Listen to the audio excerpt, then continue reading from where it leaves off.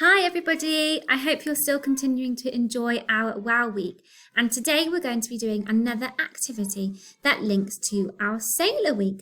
And today we are going to be looking at examples of what you can see in these pictures here. So I want you to have a look at these pictures. What are they all examples of? What can you see? What do we call them? Hopefully you've recognised that they're pictures of different ships. Or you might have said boats, but we're going to call them ships. Can you name any different parts? Do you know any of the parts on the ship? What different parts make up the whole ship? I wonder if you know of any already. And what do you think the different parts are used for? For example, if you looked at these parts here, what do you think they're used for? This part here in the middle.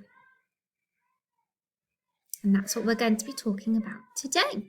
So, today we are going to be learning about the different parts of a ship and the purpose of each part. So we're going to break it into small chunks and look at different parts of the ship in more detail and think about why they're really important to make up the whole ship. So, first of all, we have got part of the ship which is called the after deck. Shall we say it together? The after deck. And we can see from these pictures here that the after deck is the open deck area towards the end of the ship, known as the stern. So this part is open, there's nothing covering this part of the ship, and it's found towards the back, the end of the ship. And this is an area where the crew can walk and stand on the deck. So we can see there's lots of space here for them to walk and stand. And it also might be where hammocks might have been slung. So they might have had hammocks hanging up for them to sleep in during the day. And then at night, they would go somewhere else where they're a bit more sheltered. But during the day, they might have spent lots of time on the after deck because they needed to have been able to see where they were going, especially when it was light, and be able to look out for land. And they would have probably stood on the after deck. So if we go back to our main pictures of the ships here, we can see the after deck is this section at the back or the rear end of the ship, which we can see is open. So that is known as the after deck. The mast of a ship is a tall vertical pole. So when we were looking at the pictures of the ships here, we could see that they all had these tall vertical, which is top to bottom, remember? They had these tall vertical poles. And these are called the masts of the ship. And these are really important to support the sails.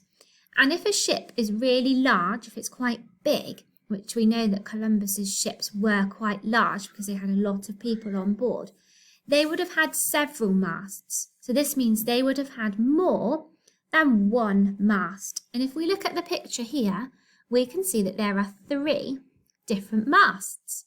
And if you look closely, you can see that they're different sizes as well.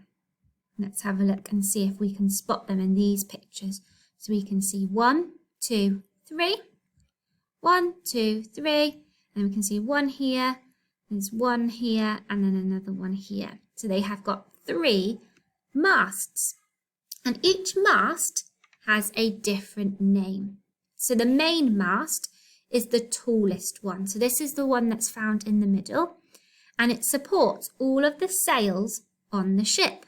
And that's why it needs to be the biggest one, because it offers the most support. We've then got the foremast.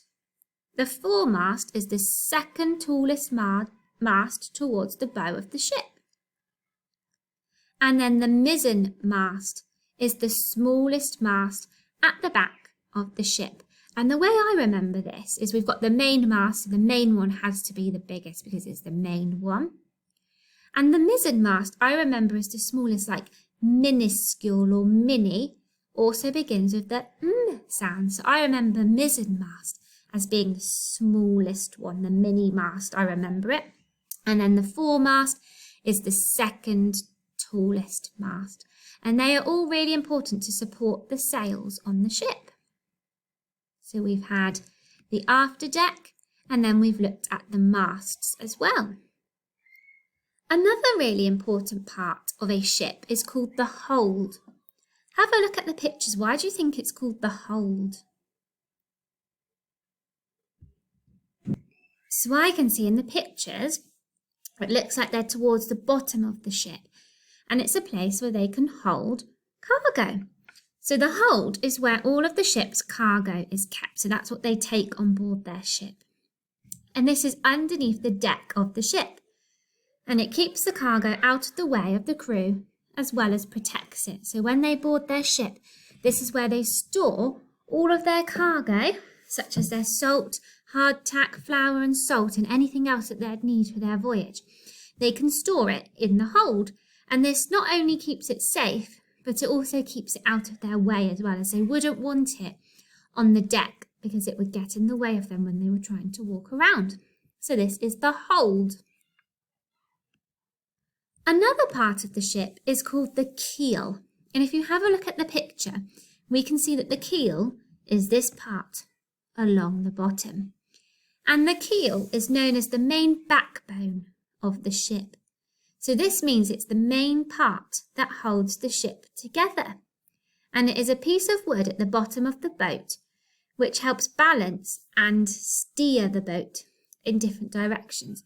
And the reason it's known as the backbone, like we have our spine, the backbone, it keeps our body together. It holds us upright and keeps our bones and other things in place. And that is why the keel is known as the backbone of the ship. So we can see it runs along the bottom of the ship to hold all of the other parts together. So the keel is a really important part of the ship. The next part then is the ribs. And we have ribs too, don't we? So like we talked about, the backbone keeps the ship together. The ribs, like we have in our bodies, are curved pieces of wood that make the shape of the ship and hold the ship up. And they give the ship strength to carry all of the cargo and crew. So this is another really important part because it holds the ship together and makes it stronger so that it can carry all of the crew members as well as all of the cargo that they would have on board. And they are called the ribs because, like I said, they resemble the human ribs, which help us provide structure and support, and they also provide the boat with structure and support. So we've got the keel, which runs along the bottom, and then we've got the ribs that come up, which they would see here, holding the ship together. And then the last part that we're going to learn about is called the officers' quarters. And as you can see and probably guess from the name, that this is where the captain and the officers eat and sleep, like we can see. In the picture, we can see their hammocks hanging up. We've got some lanterns to give them light. And then they've got their little table and then some wooden seats to sit on as well. And then these would have been filled with sand in case any water got on board the ship. So your job today is you're going to have this sheet here with all of the different parts of the boat, and you're going to label the ship. Let's see if we can do it together. I wonder if you can point to the masts. Where are the masts? Well done. Okay. Let's see if you can point to the ribs. Where would you find the ribs of the ship? Well done. We can see them here. Where can you see the mizzen mast? Remember which one we said that was? The mizzen mast, like mini. And the main mast. Excellent. Now, I'm not going to do all of them as I'd like you to have a go today. And if you do get a little bit stuck, you can pause the video on this page here to remind you about each part of the ship. So you'll need to print off this picture for me today, or you can have a go at just pointing at them on the screen. and you're going to label the different parts of the ship. So I hope you enjoy this activity, everybody. Bye.